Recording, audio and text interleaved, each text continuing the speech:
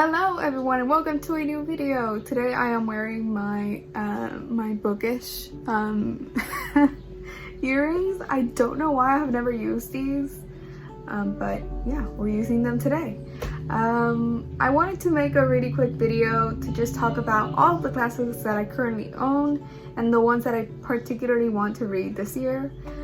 In my previous video, I talked about my goals to basically read my entire TBR, and that includes all of my classics. So I wanted to kind of make a video to hold myself accountable, I guess, and to take inventory of all of the classics that I currently have.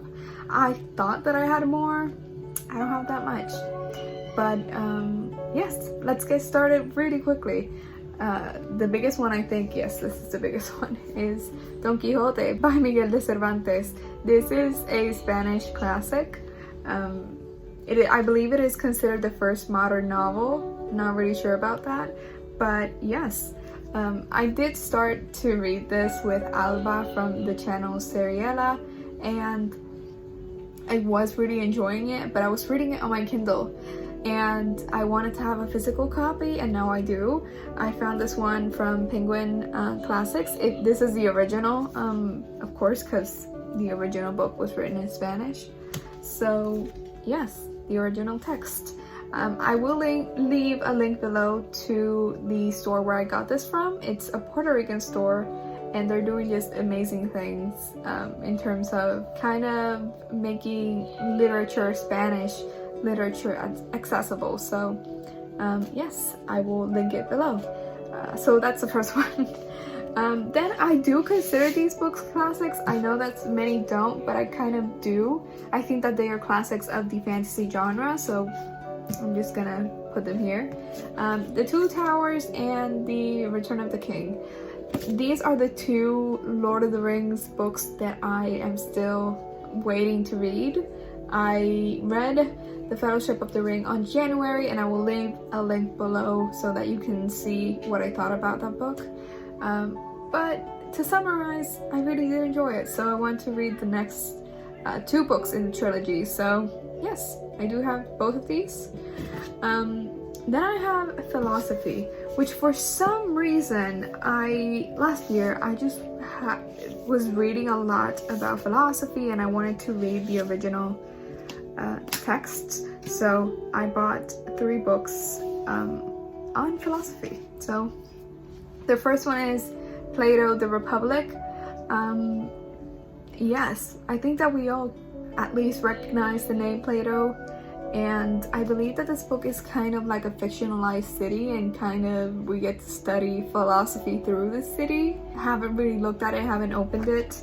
Maybe this year will be the year that I read philosophy and philosophical works, so we'll see.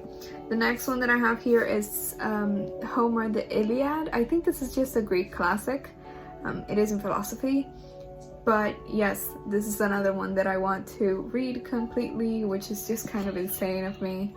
But yeah, it's kind of like written in verse, I guess you could say, and hopefully I can understand it. I had a really hard time just choosing the edition that I wanted because of the translations and just how your enjoyment can really change if you don't just understand what the author is trying to say. So translations are very, very important, and I just settled on this one. I kind of gave up, and yeah, we'll see how that goes.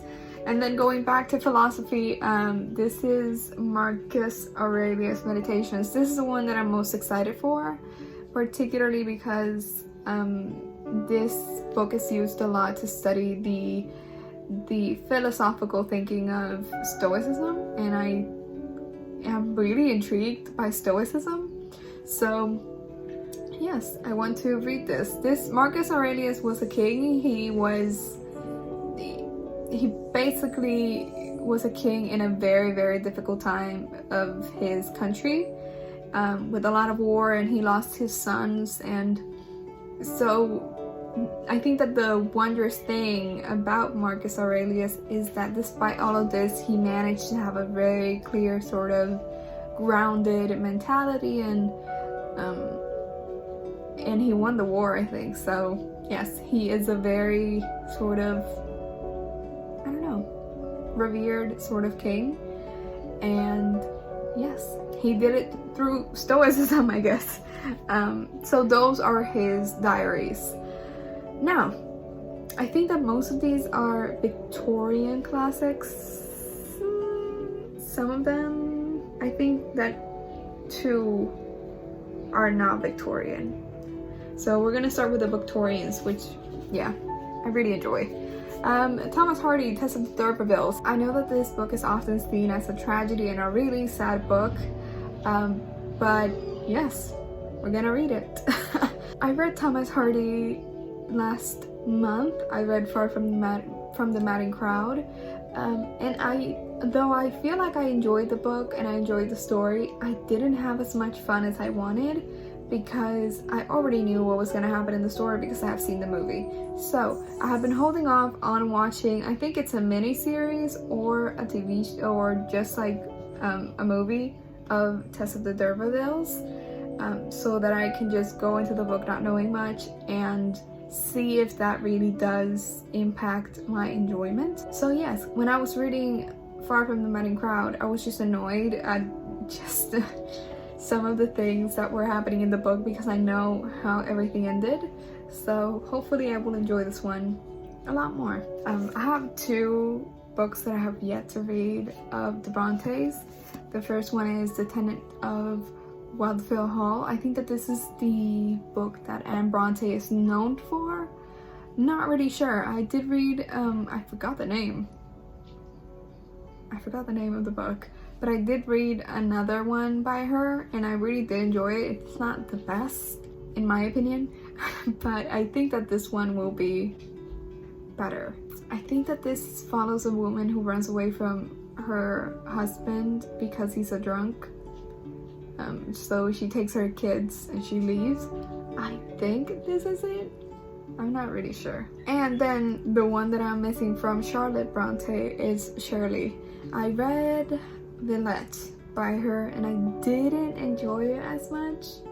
I found it to be very sad and very boring, and I think that, for example, one of the things that I really do love about Jane Eyre is the romance and sort of Jane Eyre as a character. And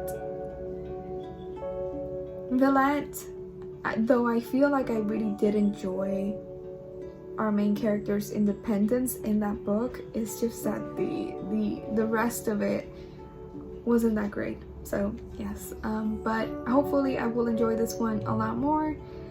And yeah, if I read those 2, I think that those will be the last full novels that I have from the Brontes.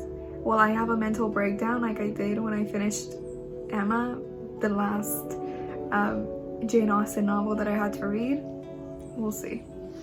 Yes.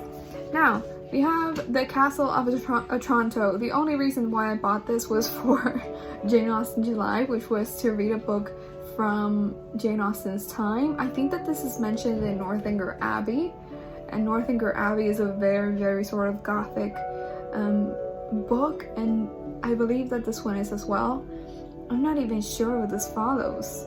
It says, The Castle of Otranto is the first supernatural English novel and one of the most influential works in Gothic fiction. So I think that this was even one of Jane Austen's favorites, so I'm really excited to see how it is. And finally, I know that this is not, I think that this is Edwardian, but I'm not really sure. This is Howard's End by Ian Foster. I really loved A Room with a View. I have already seen Howard's End, the TV show, so I already know, and I'm kind of scared that I will have the same experience that I did with Far from the Madding Crowd. But I'm still excited to read it and to enjoy it and let you guys know what I think of it. This follows 2 sisters, and I don't know how to explain it without being spoilery, because I saw the series and it was really good, but I don't want to spoil it for everyone. But yeah, it's 2 sisters, and it kind of reminds me of Sense and Sensibility, although I feel like this one has a little bit more criticism towards society and we get to see a lot more of society. So yes, that's it. Thank you guys for watching. Let me know what are some of your classics that you have yet to read for some reason or another. And yes, I will see you guys with the next video.